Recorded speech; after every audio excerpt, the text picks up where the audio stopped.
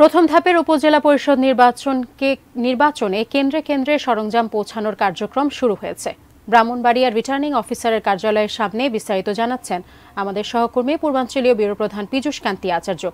পীযূষ, কি অবস্থা জানাবেন? উপজেলা নির্বাচনকে কেন্দ্র করে কিন্তু সরঞ্জাম পৌঁছানোর কাজ শুরু হয়ে গেছে, সেখানে আইন শৃঙ্খলা বাহিনী তৎপরতা কেমন দেখছেন বা সার্বিক পরিস্থিতি আমাদেরকে জানাবেন। ধন্যবাদ সাজিয়া, আপনি যেমনটি বলেছেন যে ব্রাহ্মণবাড়িয়ার যে 9টি উপজেলা রয়েছে এর মধ্যে প্রথম ধাপে 2টি উপজেলায় নির্বাচন অনুষ্ঠিত হচ্ছে। আগামীকাল নির্বাচন অনুষ্ঠিত হবে।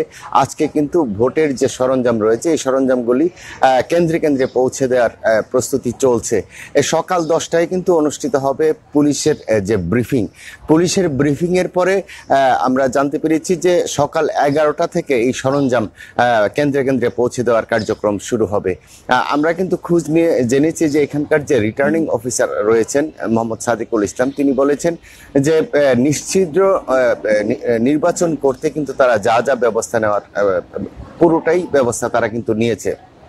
এবং আপনি জানেন যে ব্রাহ্মণবাড়িয়ার যে নাসিরনগর উপজেলা রয়েছে, হাওর বেষ্টিত নাসিরনগর উপজেলায় কিন্তু এই 13টি ইউনিয়ন রয়েছে। 13টি ইউনিয়নের মধ্যে 13 জন নির্বাহী ম্যাজিস্ট্রেট রয়েছে। প্রতিটি ইউনিয়নে একজন করে নির্বাহী ম্যাজিস্ট্রেট থাকবে এবং একজন অতিরিক্ত নির্বাহী ম্যাজিস্ট্রেট থাকবে। এছাড়া যে সরাইল ইউনিয়ন পরিষদে যে নির্বাচন, সরাইল ইউনিয়ন পরিষদের 9টি যে ইউনিয়ন পরিষদ রয়েছে, 9 জন নির্বাহী ম্যাজিস্ট্রেট এবং একজন অতিরিক্ত নির্বাহী ম্যাজিস্ট্রেট থাকবে। এবং পুরো যে প্রতিটি কেন্দ্রেই কিন্তু বিপুল পরিমাণ পুলিশ মোতায়েন থাকবে।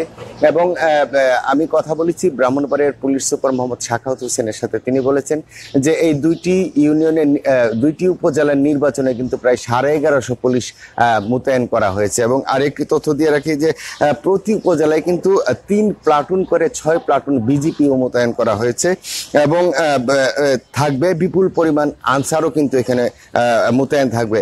আরেকটি তথ্য দিয়ে রাখি যে নাসিরনগর উপজেলায় কিন্তু এবার ভোটারের সংখ্যা 2,51,704 জন এবং সরাইল উপজেলায় 2,70,664 জন এবং নাসিরনগরের চেয়ারম্যান পদে 5 জন এবং সরাইলের চেয়ারম্যান পদে 6 জন প্রার্থী প্রতিদ্বন্দ্বিতা করছেন। এবং থাকবে স্ট্রাইকিং ফোর্স, মোবাইল ফোর্স সহ কিন্তু পর্যাপ্ত নিরাপত্তা ব্যবস্থা থাকছে। তো এই ছিল ব্রাহ্মণবাড়িয়ার নির্বাচনের প্রস্তুতির খবর। আর আমরা এখন যাব সিলেটের নির্বাচন যে কেন্দ্রে যে নির্বাচনী সরঞ্জাম পৌঁছানোর খবর জানানোর জন্য নাজাত আহমেদ পুরো কায়স্থের সাথে। নাজাত, আপনার এখানে কি অবস্থা একটু যদি জানান। ধন্যবাদ আপনাকে। আমি আছি এখন সিলেট সদর উপজেলা পরিষদ নির্বাচনের কার্যালয়ের সামনে। এখানে নির্বাচনের যে সরঞ্জাম, সেই সরঞ্জামগুলো কেন্দ্রে পৌঁছানোর যে কার্যক্রম সেটি কিছুক্ষণ পরে শুরু হবে। এখন আসলে আমরা যতদূর জেনেছি 10টার দিকে এখানে একটি যে যারা আছেন তারা একটি বৈঠক করবেন। তারপর সকাল 11টার দিকে যে নির্বাচনী সরঞ্জামগুলো আছে সেগুলো আসলে সিলেট সদর উপজেলার বিভিন্ন কেন্দ্রে পাঠানো হবে। গতকালকে রাতে সিলেট সদর উপজেলা যে সিলেট জেলা রিটার্নিং কর্মকর্তা কার্যালয় থেকে যে সরঞ্জামগুলো ছিল সেই সরঞ্জামগুলো কিন্তু সিলেটের যে 4টি উপজেলা রয়েছে নির্বাচন 4টি উপজেলা পরিষদের যে কার্যালয় আছে সেগুলোতে পাঠানো হয়েছে। সেইখান থেকে আসলে সিলেটের বিভিন্ন কেন্দ্রে আজকে সকাল 11টার দিকে যে সরঞ্জাম রয়েছে সেগুলো পাঠানো হবে। এই মুহূর্তে আপনি দেখতে পাচ্ছেন যে সরঞ্জাম পাঠানোর জন্য যে গাড়িগুলো সেখানে উপস্থিত রয়েছে। আমরা যতটুকু জেনেছি যে প্রতিটি নির্বাচনী কেন্দ্রের নিরাপত্তায় মোট 13 জন বা